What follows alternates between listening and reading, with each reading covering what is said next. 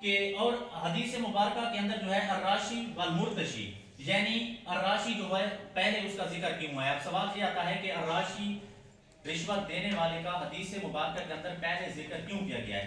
وجہ یہ ہے کہ دوسرا ہے المرتشی، یہ یک طرفہ گناہ نہیں ہے بلکہ دو طرفہ ہے۔ جو ابتدا کر رہا ہے اس گناہ کی، یعنی اپنے مقاصد کے حصول کے لیے یا کسی کام میں جو ہے اپنا حق کے اندر اپنے حق میں کوئی فیصلہ کرانا، تو اس وجہ سے حضور پاک صلی اللہ علیہ وسلم فرمایا پہلے رشوت دینے والے کو وہی سنائی ہے کہ اگر یہ رک جائے رشوت دینے کے لیے تو اس طرح جو ہے وہ معاشرے کے اندر جو ہے رشوت تو عام نہیں ہوگی، تو رشوت جو ہے وہ مزید نہیں پھیلے گی۔ تو اس طرح کیونکہ یہ تو ہے دوسرا، جب اس کو رشوت المرتشی کو رشوت نہیں ملے گی تو اس طرح جو ہے وہ رشوت نہیں پھیلے گی۔ تو اس لیے فرمایا کہ الراشی والمرتشی کلاہما فی النار، کہ رشوت دینے والا اور لینے والا دونوں دوست ہی ہیں۔ اس کے معنی ہیں ناجائز عطیہ، ناجائز نذرانہ، یا ظلم سے لی جانے والی یا ظلم سے حاصل کی جانے والی رقم۔ دراصل رشوت اس مال کو کہتے ہیں جسے کوئی شخص کسی حاکم کو یا کسی ایسے شخص کو دے جو اپنے حق کے اندر یعنی اپنے ناجائز جو مقاصد تھے ان کے حصول کے لیے رقم کو خرچ کرے، اسے ہم کہتے ہیں رشوت۔ اور اس میں قرآن کریم کے اندر اللہ تبارک و تعالیٰ نے حلال مال کھانے کی ترغیب دی ہے اور حرام مال کھانے سے اس سے اجتناب کی تاکید کی ہے۔ جس طرح سورۃ البقرہ آیت نمبر ہے 188، اللہ تعالیٰ فرماتے ہیں وَلَا تَأْكُلُوا أَمْوَالَكُمْ بَيْنَكُمْ بِالْبَاطِلِ۔ سورۃ البقرہ ہے جی 188 آیت مبارکہ ہے جی۔ اللہ تعالیٰ اس آیت مبارکہ کے اندر فرماتے ہیں وَلَا تَأْكُلُوا، اور نہ کھاؤ، أَمْوَالَكُمْ مال، بینکم آپس میں، بالباطل باطل طریقے سے، اور آپس میں ایک دوسرے کا مال ناحق طریقے سے مت کھاؤ۔ ٹھیک ہے جی، سمجھ آ رہی ہے؟ تو اس میں قرآن کریم کے اندر جو ہے وہ ناحق مال کھانے کی ممانعت ہے۔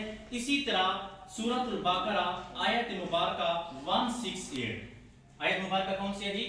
168، جس میں اللہ تعالیٰ فرماتے ہیں یا ایھا الناس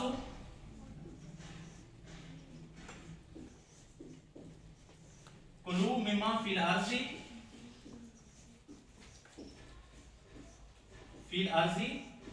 حلالا طیبا، سورۃ البقرہ آیت نمبر ہے 168۔ اس میں اللہ تعالیٰ تمام انسانوں کو حلال مال کھانے کی ترغیب دے رہے ہیں۔ یا ایھا الناس، اے لوگو، زمین کے اندر حلال اور پاکیزہ چیزیں کھاؤ، زمین کے اندر حلال اور پاکیزہ چیزیں کھاؤ۔ یعنی اس آیت مبارکہ کے اندر حلال طیب مال کی جو ہے یعنی کسب حلال، کسب کا جو معنی ہوتا ہے اس کا معنی ہے کسب کا معنی ہے کمانا، حلال کا معنی ہوتا ہے جائز، یعنی جائز طریقے سے حاصل کی جانے والی آمدن۔ ٹھیک ہے، اس کے اندر جو ہے باطل طریقے سے ناحق مال کھانے کی ممانعت ہے، اس میں حلال مال کھانے کی جو ہے وہ تاکید کی گئی ہے۔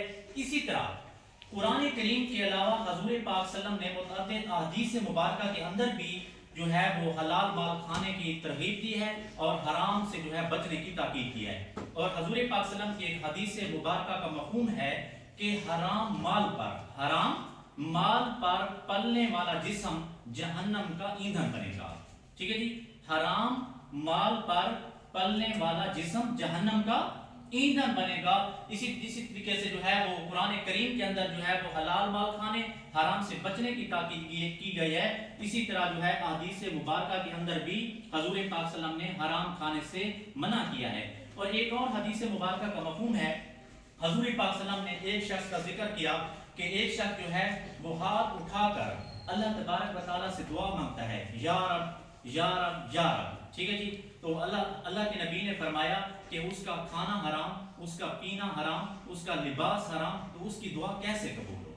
ٹھیک ہے جی، تو اس لحاظ سے پوری دنیا کے اندر جو ہے ایک اینٹی کرپشن ڈے جو 9 دسمبر کو ہر سال جو ہے وہ 9 دسمبر کو جو ہے ایک دن منایا جاتا ہے۔